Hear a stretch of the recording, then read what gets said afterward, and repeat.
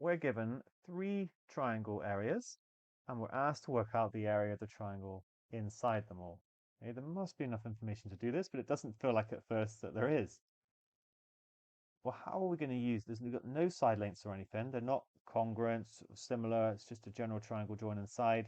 So what I did is I just tried to start splitting it up into shapes because, for example, that top rectangle is going to be 12 if I've drawn a horizontal line. Then I drew a vertical line going up, and then I've got this triangle on the right, which is going to be 10, and this is going to be 12. So I've kind of, if I add them all up, so I've got 10, I've got 12, and then this is 12 as well. I've just ended up double counting that one top right. But otherwise, I have the total area, and if I can find the total area, then I can just subtract 6, 6, and 5. It's just that double counted bit that's going to cause a problem, as you'll see in due course. Now let's use some algebra. Let's say the total length is L, and the total height is going to be H. I'm going to call this little bit X, which means now this is going to be L minus X. And then I'll say this is Y. You can do it differently. And then this is going to be H minus Y. Okay, and I'm going to work out some of my areas in terms of Y, X, and L and H. Right, so I've got that Y times L, that's this bit here, that is going to equal 12. And I also have that X times H is equal to 10 because it's double, this is one triangle, this is the same. So that area in green, which is X times H, is going to be 10. Put that with those two, that just leaves this one down here, which is going to be H minus Y times L minus X. And that is also going to equal 12. Now let me expand that one. I'm going to get HL, which is actually what I want, minus HX minus YL plus XY equal to 12. Now HX we've worked out is 10. It's going to be minus 10. And then minus YL is 12. So it becomes HL plus XY is then going to equal, I'm going to be adding on 22, it's going to be 34. Okay, and what I've managed to do is work out HL except this XY. The reason we've got this XY is that, I think I said this before, but I've got this green bit, I've got this purple bit, and I've got this red bit, and you can see I've double counted this bit, which is exactly XY. This is what stumped me for a little while, and I think it's the hardest bit of the question. We've somehow got to get xy. Are we going to get it as a number? Because then we'd be straight off. It's actually not quite that simple. What we can do is actually rewrite the top one as y equals 12 over L.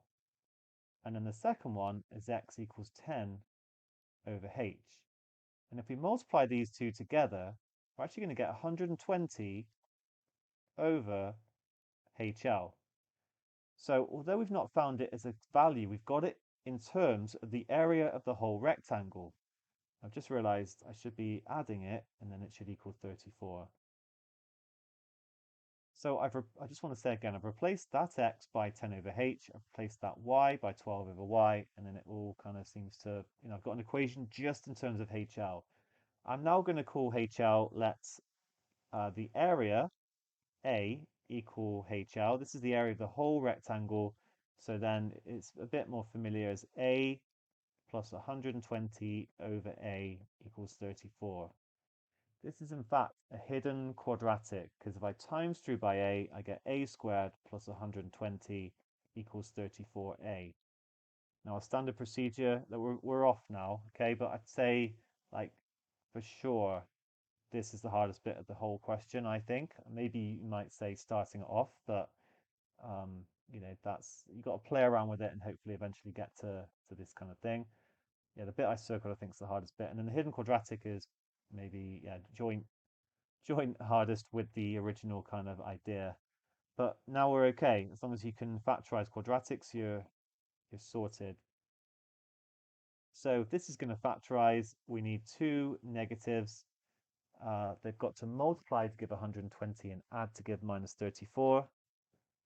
You can try some numbers out, like 120 and 1 clearly isn't going to work. 60 and 2, too far away. What about 30 and 4? Okay, that checks out. You might try 12 and 10. You see that doesn't work, but minus 30, minus 4 does work. So A, or I should now bring it back maybe and say HL, which is the area of the whole thing, is going to be 4 or 30. Now, the area of the whole thing cannot possibly be 4 because we've already got a 5 and a 6. You'd end up with a negative for the area of the triangle. So it's a solution to the quadratic, but not to the physical problem. So I'm just going to reject that one, which means the area is 30. And we just need to add the 6, 6 and the 5 to give 17, minus them, which gives us our answer of 13. So very well done if you managed that. This is a tough but really good question. Like, it's just so good. This, these three areas of the triangle feels like we could never possibly work out. Like, there must be lots of triangles, or maybe there are lots of triangles, but actually, even if there are lots of triangles, the area will necessarily be 13, and that is something we've proven by splitting up using algebra, working our way through, and then spotting the most crucial bit of spotting that we can replace that xy by 120 over HL. Well done on this challenge, and I hope you enjoyed it.